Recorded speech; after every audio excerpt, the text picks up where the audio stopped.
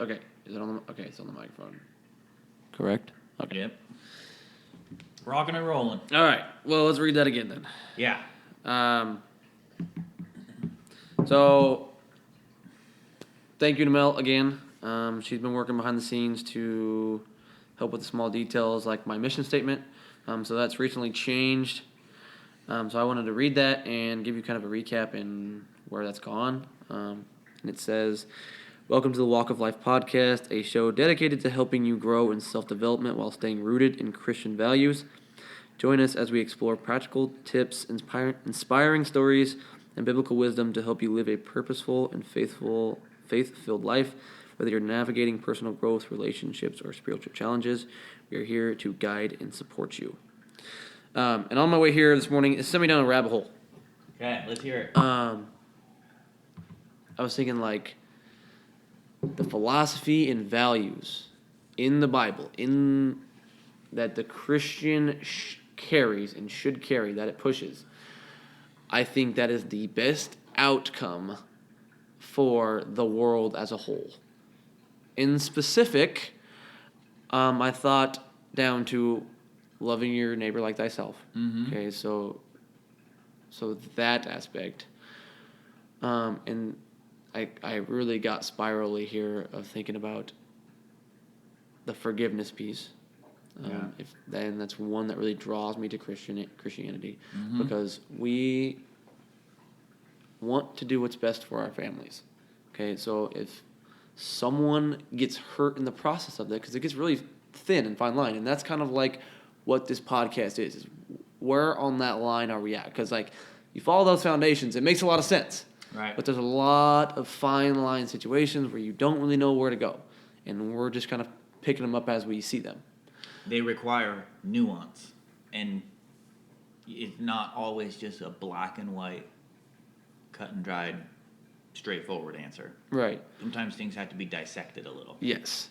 And so if we are treating our neighbor and we make a decision that negatively impacts another family's life, and even if you're friends or not becoming angry with them, but seeing their intention was true to their family, and having those roots, if the conversation is had, and then here's the third piece, honesty. If you're honest about why you did something and how that affected, my intention was not to hurt your family. Mm-hmm. I think you erase so many conflicts. 100%. It's like, and that's where on the receiving piece, my family got negatively affected, but I am willing to forgive you because I probably would have made the same decision in your mind. The reason you were upset is because you would have made the same decision.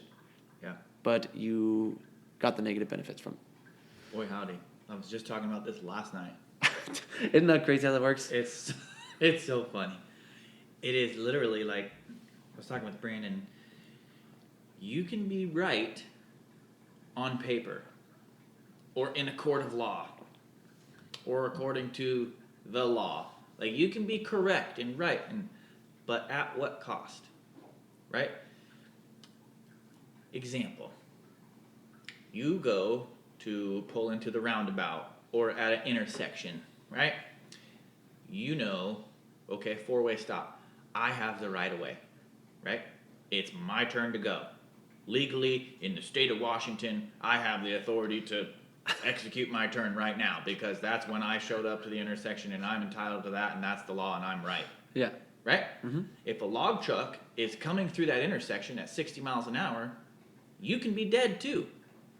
You can be right and dead at the same time. Yes. You know what I mean? Yes. So that philosophy, you apply it to the kingdom principle of God's upside down world in which the greatest of all of us sacrificed his life for our own redemption and forgiveness. And you can start to see how, okay, even though I may be right, even though maybe you did hurt my feelings, the forgiveness is still what's going to build a better kingdom overall. Mm-hmm. Like, on paper, you could, like the analogy you're given, yeah, somebody offended my family or whatever, 9 times out of 10, it's a projection that you see. Like, when Yes. somebody is bothering you, it's because you see something in them that subconsciously you need to work on. So that's the first step of it. But the other one is, even if it wasn't, even if they did legitimately offend you or your family or hurt you or whatever, that's where the forgiveness comes into part. Because we are all not worthy. Yeah. You know what I mean? Uh-huh. That's 100%, and that's what builds God's kingdom on earth. Right. Is that self-sacrificing love that I'm gonna, even when I am entitled to feel wronged, I'm gonna forgive still. That's what creates Eden or whatever you want to call it. Yeah. You know, paradise on earth. Yeah. I mean, I'm just like, I'm coming to think about like world peace and what would this look like in a worldly scale. And I see two world leaders or two national leaders in a meeting where I did this and this hurts you, but I see why you did that, right? If two people deciding the trajectory of two nations with the thought of conflict because somebody hurt my nation, that can be resolved early on. But, I mean, if you don't have honesty, it doesn't really work in open communication. Like, being Right. able to come up and say, hey, this is why I did this.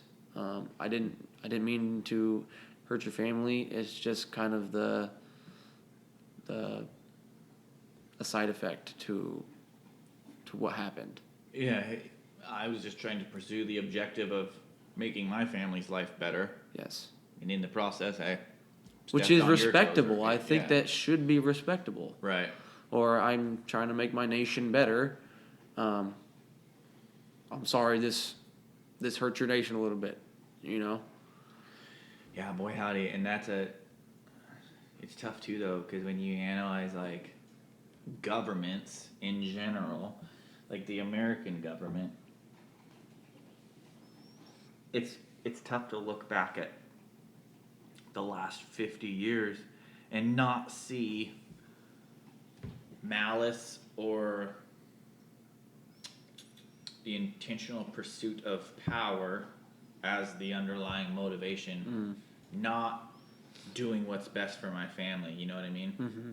That's where it becomes tough for me to apply it at that scale anyways, because I don't have any frame of reference for a governmental entity that in my mind is acting beneficially towards Right. its citizens. It's more acting beneficially towards its own endeavors. And that starts with the individual and the culture of a nation. Yeah. Of what values you put in place. It's like we've talked about before. What was this country built on? Right. What was it? What were the Founding values? principles. Right. It was built on to make it so great. In God we trust. Mm-hmm. So it was based on Christian values, and it operated so beautifully, and it's slowly deteriorating because we are going away from those values. And Societally. yes, Christianity in a lot of ways is seen as negative to many people. So it's like I get a kick too though. Everybody's always so willing to throw out the Crusades as like, this is why Christianity's bad. Like, okay, that's one piece of the puzzle. Were the Crusades bad? Probably. Yeah, like that's fine. But number one, it doesn't negate the fact that it's still, to my feeble mind, outlines the best possible version of humanity on earth. Like it's the playbook. If I take all of my spiritual and quote unquote religious experiences that I've had since following the Lord out of the equation, and I just use the bipedular caveman brain inside of me to analyze the situation, I can see that the word of the Lord, when properly applied to society, is the best framework. yes, Couple that with a man-made tool like capitalism, and the sky's the limit, to how much good and wealth and abundance and life and prosperity can be created. opposite can be said as well when you couple a man-made tool like capitalism with the wrong moral framework or the wrong morality. You know what I mean? Yes. Everything can be used for a positive manner or a negative. Yeah, capitalism in this case is the gun or the tool or the whatever, and the moral framework is the person wielding it. You know what I mean? Yes. That's 100%. Like you gotta make sure your society's culture is in alignment with the right things. Mm-hmm. I couldn't agree more.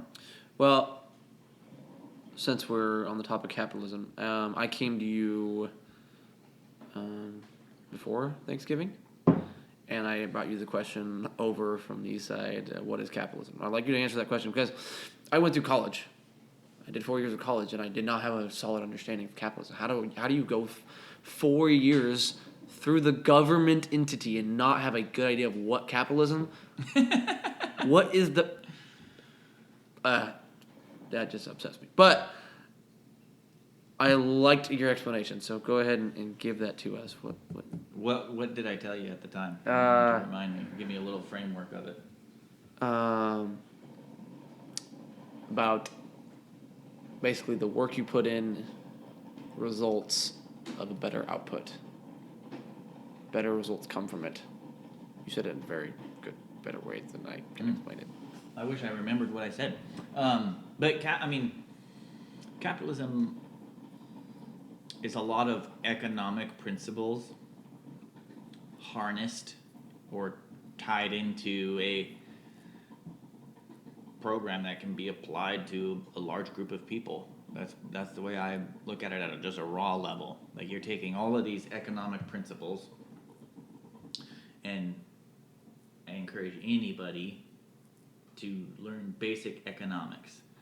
It just, not even micro scale, macroeconomics, just like the basics of it. Adam Smith, father of modern economics, great primer on just the way all these different little metrics can impact our society.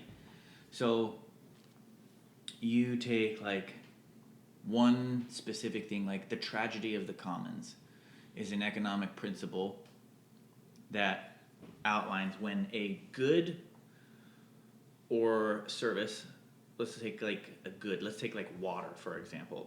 When a good does not have a price affixed to it, there's a human behavior or mentality or philosophy that steps into play and causes people to be wasteful with that resource.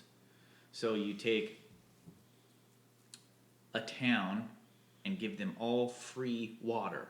What does everybody do? They waste water, right?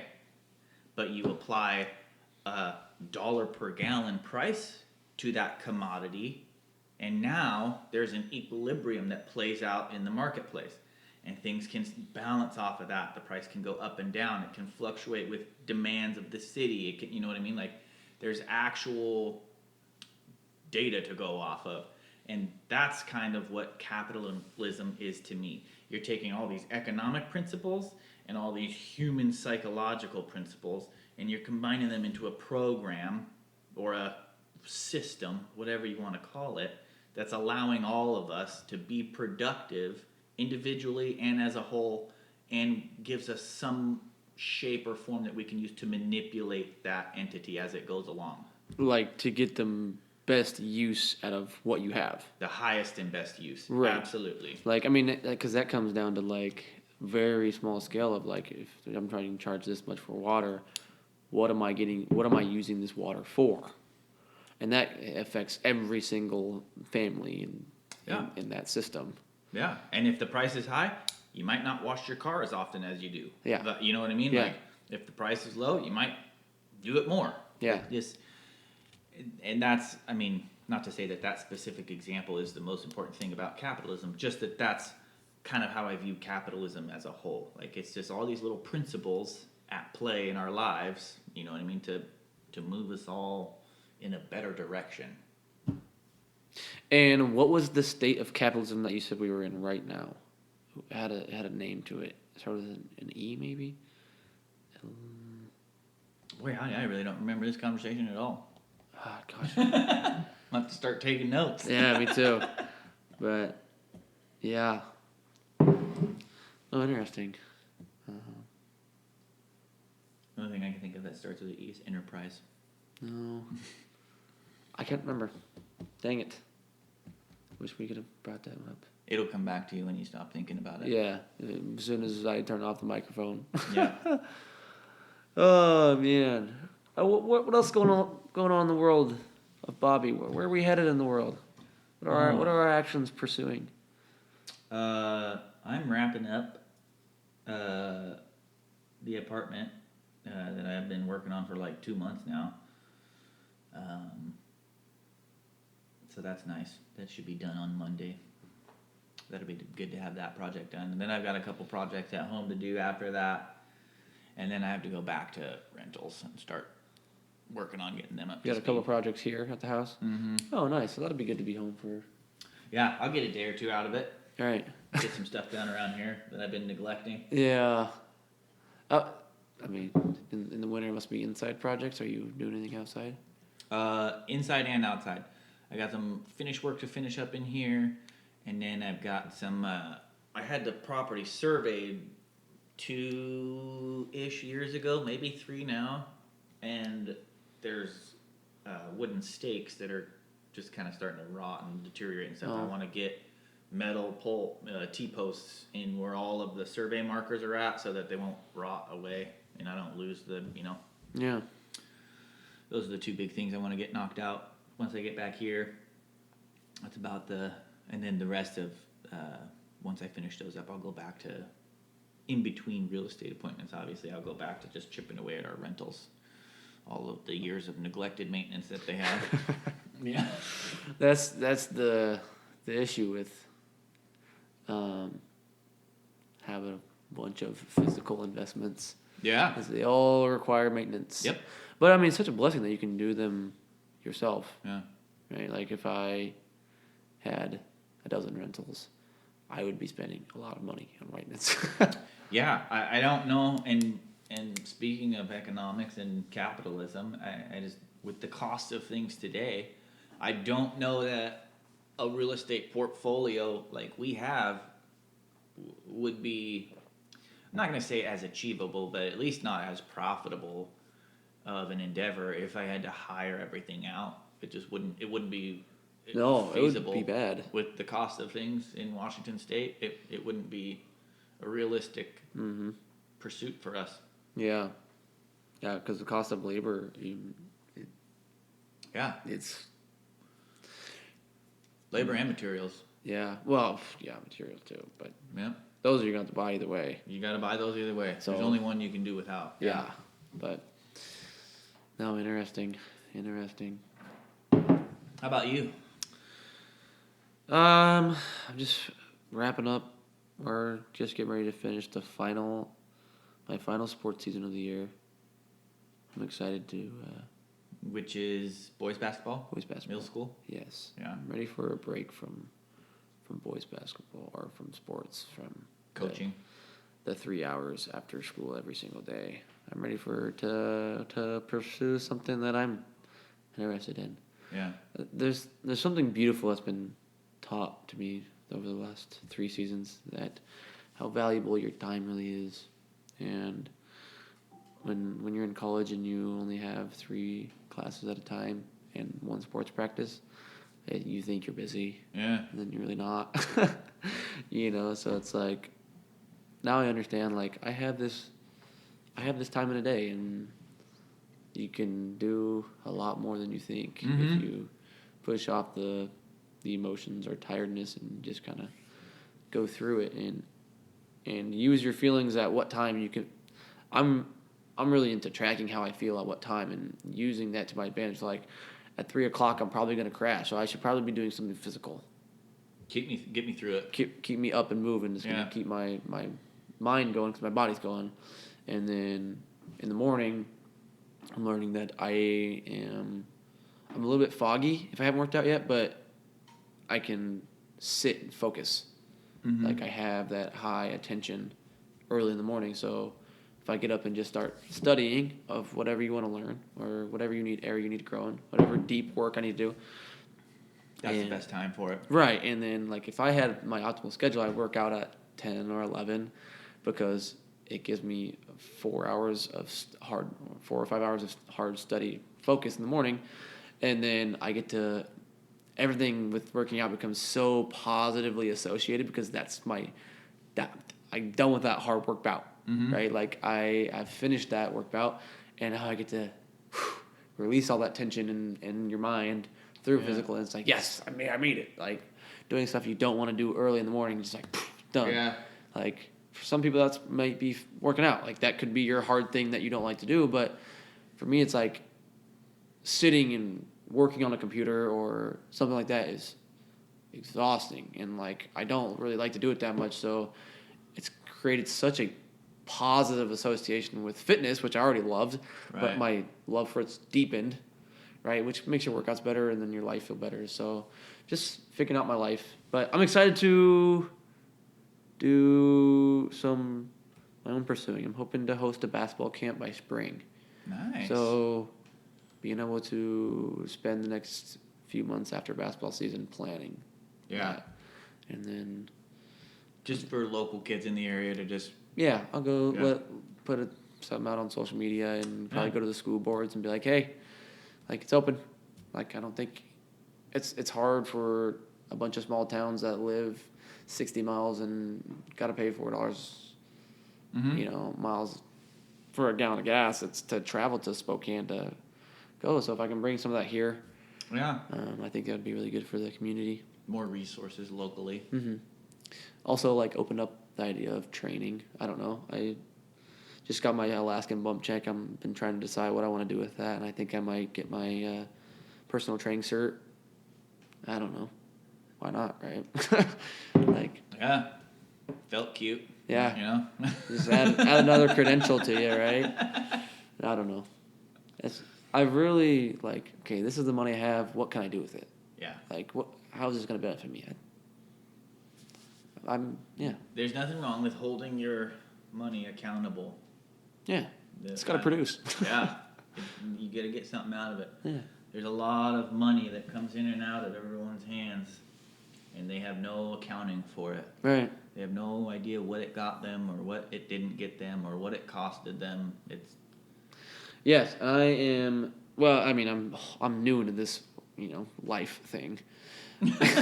So I'm kind of starting to figure it out, and I taught a budgeting course to my 7th graders. Nice. You know how much I learned from that? I knew absolutely nothing, clearly. So I started tracking everything that I do on my phone, and it's like, in my mind, I've been mentally budgeting like $400 in gas per month. In reality, it's about $250. So where did that $200 go? Yeah. And so it's really helped me hold myself accountable. It's been like this month I've been dialed in, and I didn't do anything different. Right. Just started writing down what I paid attention. Yeah. it's so cool, and with the internet and how accessible it is, it's really starting to realize how valuable of a tool it is and how much efficient you can make your time. One of my big goals this year is to have a much more intricate or working level knowledge of some of the different financial aspects of our businesses and stuff like that. There's a lot of, Mel and I built our foundation off of like super great budgeting practices and like getting together weekly and discussing like what our financial goals were, how we were going to execute them, how we did on our budget compared to what we set the goal of last week, all that kind of stuff. And we got to a point where we got so busy where we kind of, some aspects of it, we just closeted with a mindset tool of like, okay, well then I don't have the capacity to keep track of this on an individual level, so I'm just going to not ever spend any money in this aspect of my life. Oh, interesting. And so it just, you know what I mean? Like, yeah. So it was kind of a Band-Aid way during the most busy times of our life to, at a glance, if you want to call it, manage our finances in certain aspects. It's just like, I don't have the time to pay attention to this, so I'm just going to not spend any money at it. You know what I mean? Would that affect you positively or negatively? Both, probably. Well, I mean, it affects the balance sheet positively. Right. But Net. it affects your overall human emotional level, I would say, negatively. Because you just neglect certain needs or aspects of your life that you just like, I'm not going to spend any money on it. I'm not going to, you know? Yeah. Was there anything like that you would not spend money on, like for business wise? I'm not going to think about this, so I'm not going to spend any money on this, even if it's business entailed? Somewhat, but it was more so personal. Personal? Yeah, Okay. it was more so like... I'm not going to budget myself. Right. Like at the end of this year, I'm going to, if I can stick to my working out and fitness goals and stuff like that, I'm going to buy a cold plunge. Like if I can stick to it long enough that I'm going to justify the investment, because that's one thing I hate. It's like the whole world, but myself particularly, am prone to like spend money as like a emotional impulsive, or like this is in my head. I'm making progress on my fitness goal because I spent money on it, and that's not true at all. It's because you buy a cold plunge doesn't mean you use it every day. Yeah, you know what I mean. So yeah, absolutely. When I've proven to myself that for my fitness arena of my life, I have the discipline to stick out the goals and stuff that I want to do, then I'll invest the money. Right. It's kind of like the opposite of a business principle, or well, it's the same thing, where you lead with revenue. You lead with results first. Like, everybody's got these grand, lofty ideas for starting businesses. I mean, don't get me wrong, I'm sure there's billionaires out there that started with seed money and this huge corporation stuff. I don't think that's the case for most of it. Yeah. I think if you start small, execute at a small level, and start generating revenue, you're off to the races. It's all uphill or downhill, however you want to look at it from there. But that's the most important thing. Get started, have a track record, like execute the job or the mission, make some money at it, and then just start to refine. Start to improve your capacity to do it at a higher level, to, all these things. You evolve, but you just start small, lead with revenue. Yeah. And that's funny you talked about the cold plunge, because I wanted one for so long, and I came into the real world and got a job, and all of a sudden I got a couple $1,000 right here, and I'm like, gosh, man, this opportunity to buy this cold plunge is here. So it's like knocking out my brain, and I'm like, okay, I did the same thing you did. I'm going to take a cold shower for 14 days straight, and after that 14 days, I will make my decision. Took a cold shower 14 days straight, made my decision that I'm not spending the money. I was like, that really sucks. So, yeah. See, that's exactly what I was talking about earlier. Like, we just relegated a lot of decisions financially in our personal lives as no's for the last decade. We just said no, because I'm not gonna. Granted, had we like sat down and figured out, okay, well, it's gonna cost this much, and then if we, just for like 6 months, if we set aside this much, we can achieve that goal. Instead of just doing that work or putting that time in to plan that financially out like that, we just said no. Yeah. So that's yeah. Planning time definitely you have to take into account, which I've never never thought of doing before until you realize how valuable your time is. Yes. So, yeah. I mean, don't not take your time for granted, because, yeah. This is where I struggle, because I have no problem spending money on development, because my passion in life is development. The last 4 months, I've deep dabbed into what my purpose in life is, and it's development. I even think back to the reason I wanted to become a teacher is I coached junior high basketball, and they were absolutely horrible. And by the end, they were okay. Yeah. And just like seeing that was like the most fulfilling thing in the world. And I'm slowly realizing like everything in my life is about development and change and growth. Like all the books that I've read since I was a kid, I was like, I want to get better at this. I'm going to read this. Like I want to be this disciplined individual. I want to grow in this area. I like training kids. Like because I'm good at basketball. Like I know I have a lot of knowledge about basketball, so I'm gonna train kid. Yeah. And then I get to watch him grow. Like it's always been revolved around development. Everything in my life touches on development. I like to spend my time listening to podcasts because I feel like I'm developing as a human being. So, on the bad side of that, spending money on that is very easy for me. Right. And everything in development that's good for you is cost a lot for some odd reason in this world. Everything that's bad for you is cheap. Yeah. It's funny that you say that too. You take everything you just said and replace the word kids with real estate and wealth. And that's been 100% what it's been for us. Like, we have no problems buying a rental, buying materials to fix up a place, to invest. Like, that's the equivalent of your personal development. That's our development. That's our investment. Like, Yeah. And we have zero issues pursuing all of our efforts and resources into that. Yeah. But we've struggled with the personal side of it. Yeah. So that's what we're working on now. That's what my goal is this year. Yeah. Yeah. Yeah, I finally have, like, taken my stance of this is my purpose, which I struggled with for months, and there were some mental hardships, Oh, to yeah. say the least, when you're really like, should I be doing this? What am I doing with my life? Where do I want to go? And when I'm writing goals like we talked about earlier of I want to be a millionaire, like, and finding your, what did you call that? Ikigai? Ikigai. Yeah. It's like, I want to make sure I'm centering this around the right things, like, that I'm really going to care about this forever. And I thought all the way back to my very beginning of when I can remember, it's always been about development and getting better and growing Yeah. and changing. And now that I'm seeing that and I'm helping other people do that, that's become super fulfilling too. So it's become clear. I'm not sure What that looks like exactly. exactly, Yeah. and where it's going to come. I don't know where the podcast fits into that.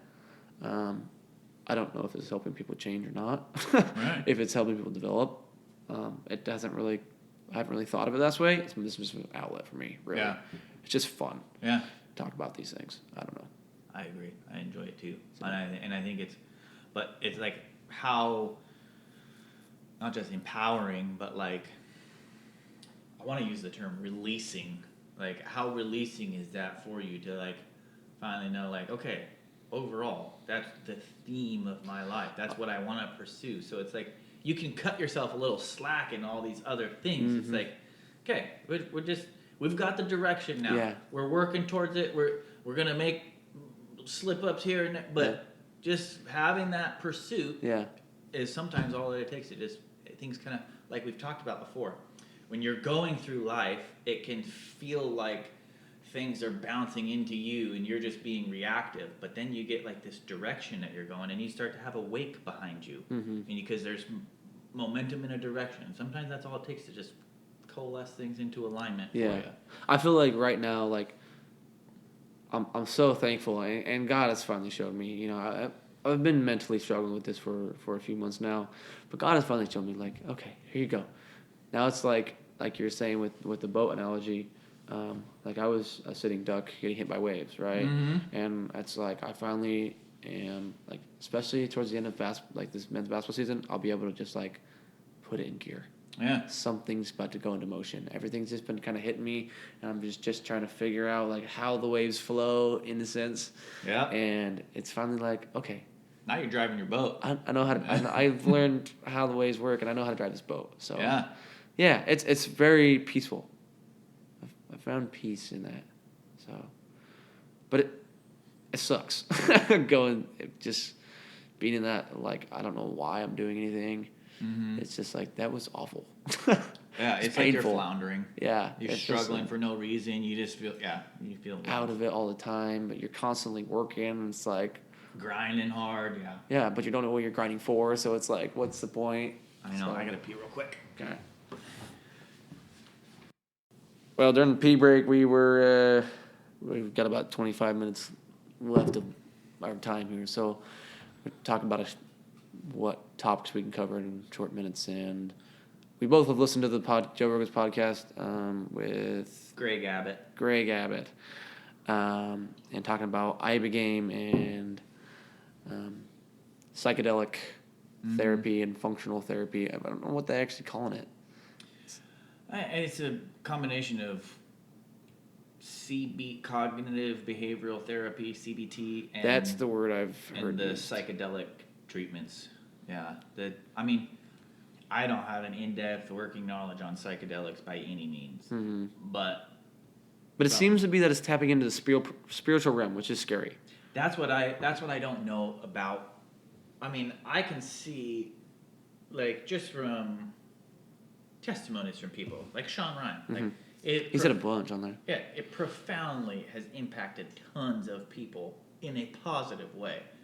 But I do think whether it's, oh man, this goes way back to even all of our, like, woo-wooey stuff, like the pineal gland and all these physiological effects that you can have on your body through, like, the spirit realm. So this is where it's like a gray area for me, because I don't understand psychedelics fully enough to know. It's like, okay, well, dimethyltryptamine affects your body in a certain way that causes you to trip balls, and you, like, every encounter that I've heard people describe of it is like a spiritual encounter. Like you're meeting with the oneness of the universe or something like that. Usually is what kind of descriptions they give. Which, I mean, to me, it wouldn't surprise me one bit if there are physical compounds on this earth that activate something in your body that is the same thing that's activated through prayer and meditation and spiritual pursuits. You know what I mean? Yeah. So it wouldn't surprise me if there's a plant or some kind of compound that shortcuts that or does something along those lines that, Yeah, as long as we're not creating these compounds ourselves, that's where I get very, very skeptical. Is that if it's human created, I cannot guarantee the root of it is natural or good. Yeah, or meant for God or meant for the devil. You know what I mean? Right. If it's man created, you don't know what the true purpose was. He can tell you, but if it's the devil, he's deceiving you. You know what I mean? So he also told us to eat that apple. Yeah, exactly. Whatever that fruit was. So yeah, that's where I my line. That's why I struggle with it too, because I don't know spiritually if that's okay or not. And I've heard, like, I'm always like, Sean Ryan has asked several people that were like the one priest he had on that does exorcisms and stuff like that. He straight up asked him, like, what do you think about psychedelic? Like, is it good? Is it bad? Are they evil? Are they, you know what I mean? Like, and he didn't really have a. I don't think there is a straightforward answer, because it's also brand new. Yeah, that's true. Like, it's finally starting to be acceptable, but. That's true. Honestly, from all the stuff that I heard, you cannot deny the facts that it is helping people. That's exactly where I'm at on it right now. It's like, I don't know a lot of things about it, but I do know that a lot of people are getting helped by it. Yes. I mean, especially with the addiction piece. Yeah. It's... There's multiple two things. Like, so there's Ibogaine, there's DMT, there's ketamine. I've heard of... ketamine treatments and stuff like that too. So it's like there's lion's mane, I think is. Yeah, there's mushroom ones too. Yeah. Or like not psilocybin, mycelium. But yeah, it really becomes scary when it becomes profitable. I think. Because if somebody... That's fair. Because then it becomes loosely distributed. Like, on Joe Rogan's podcast, they were very clear, like, this has to be at a medical institution, hosted by doctors. And that's like, yes, okay, I agree with that. If you're going to use this to help people, it has to be in this situation. I'm afraid that if it becomes profitable, they're going to make this into a bite-sized package that you can take it home and ship it to everybody. And ship it to everybody that does not need it. Yeah. So, and that was, yeah. The thing that I liked that Governor Abbott and the other guy that was with him brought up was that from a structural standpoint or perspective, they wanted to design it from the get-go to when when this becomes a profitable endeavor, those profits and proceeds get reinvested back into the taxpayers that funded it to begin with, so that it doesn't just become a hijacked profit endeavor, which doesn't necessarily 100% address your concern there of like, okay, it's profitable, let's just ship it to the whole world whether they need it or not. It doesn't take care of that, but it does take care of the... Yeah, but the people that would ship it to the whole world are not the people that... Right, exactly. Typically. So it kind of nips that in the bud from the get-go, in that the people that invest in it and stuff like that, for the most part, are going to be doing it for the, yes, a financial return, but it's for the right reason. Yeah, and the other thing that gives me hope about it is it's curing people. It's not a Band-Aid. Yeah. Like with the opioid crisis, like the only cure for an opioid is more opioids. So it's... what's the thing that they're giving out like candy in like the correctional system and stuff like that? Not methadone. Like the Oxycontins and... Well, there's like a... I know what you're thinking of. Yeah, I can't remember the name of it, but our state and probably at the federal level too, but just at the state level, I mean, the correctional department and stuff like that, jails, all that kind of stuff. I want to say it's methadone that they give to people who are addicted to opioids and stuff like that to help the withdrawals, to keep the withdrawals from being worse. Like, at some point, we are just like keeping people addicted, and like, because it's profitable. and, well, not only is it profitable for certain pharmaceutical companies, but it's like, okay, well, if we can just turn every one of our inmates into zombies, we're not going to have any issues at, big prisons and stuff like that. They'll just do what we tell them. We'll just keep them drugged up, and it's, Well, I think that's the same thing that applies to the nation. Oh, yeah. If we can drug up the nation, we Good just have point. Zombies walking around, like, that's easy to control. Hey, vote for me, I'll give you more of these. Yeah. But, yeah, that's what... But it's taking away these desires. So if it's really true, if really what it says is true, right, you have a one-time customer. Right. So that's not really that profitable, in my mind. It's never going to get huge because you're only hitting people that really need it. You might get it might be multi-billion-dollar to begin with, and then it'll slowly fizzle. Because then nobody's addicted to anything anymore. Right. Right? You're if it theoretically works that way. If the rate of addiction, I mean, you have a steady stream. Like, if you... New generations come up. People come up, they get addicted to heroin, and then at 30 they get... reset their mind, which is also a scary thought because it's like, why wouldn't I do heroin if I have the cure? Right.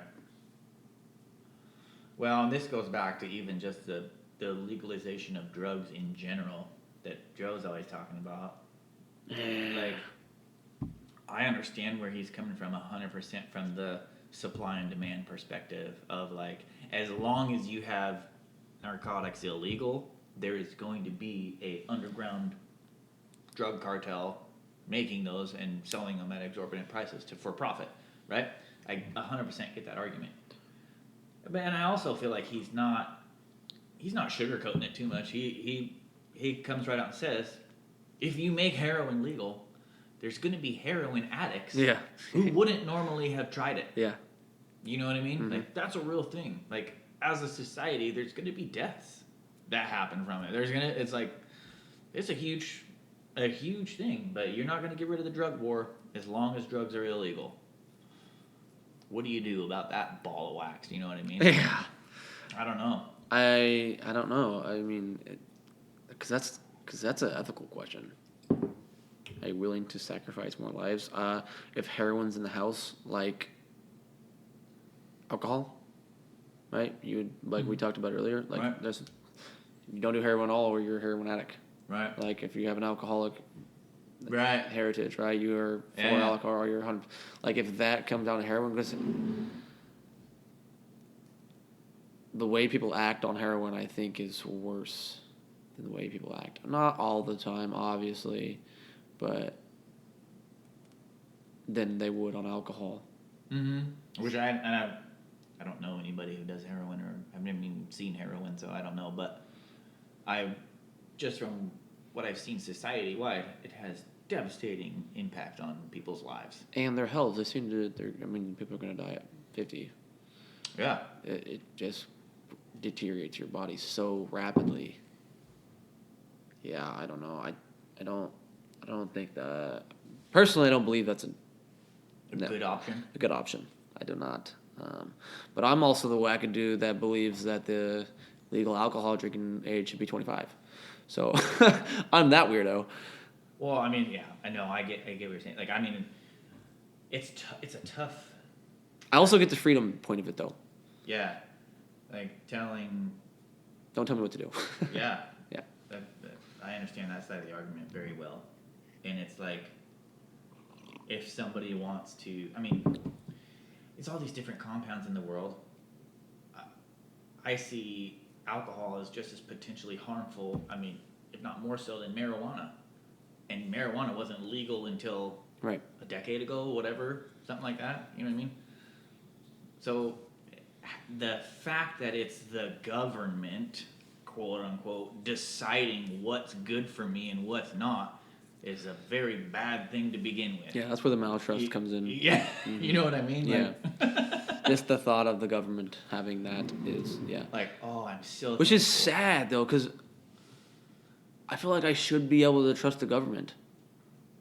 Not fully, but, like, in a nutshell, like, okay, they're making the decision that is best for the population. I honestly cannot say that right now, yet. Correct. Because their actions do not show that. Right. Yeah. Right. They have lost my trust. Yeah. So, yeah. I don't know. That's a tough. It's an interesting one for sure. Yeah. You could dissect it from all kinds of directions. And I don't even have like a firm thing I'm settled on either. Like, this is right and this is wrong. I don't know either. Yeah. I don't. But I'm willing to hash them out. You know? Yeah, absolutely. I mean, I'll talk about it till I'm blue in the face. I don't really know. I don't. Yeah. Well, I'll tell you this though. My gut instinct is almost always more libertarian than most people, I think, in that it really behooves us as a species to not rely on the government to make things illegal and to, you know what I mean? Like, we need to be better individuals on the broad scale. And I think all these institutions in place only cripple that endeavor. You know what I mean? They make us weaker and more dependent on the teat, whatever you want to call it. Like, the grant, so to speak, or something. It's just this. Yeah, we need to have better control of our own lives, so that somebody doesn't need to do it from above for us. Yeah. You know? Yeah. That's usually my general rule of thumb or operating principle. Like, let's move in that direction. Yeah. Create tougher, stronger, smarter people as a country. Work your way out of it. You work your way out of it. Yeah. Like, and this is why I love, like, there's all these different analogies out there. Some people are all like, I'm 100% like this community team driven. Like, all I care about is the community and that kind of stuff. And that is a good philosophy. But I'm also like, okay, that's great. Dial that back a little bit. Focus on becoming stronger individuals.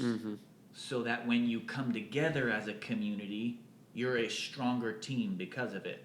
So, like, if you focus just 100% on the team only, you got a bunch of weak individuals. You know what I mean? But you dissect that time a little bit, and you create all these strong, like, wealthy, resilient, smart people on their own. Then when you bring them together, they coalesce into a much more powerful team or community.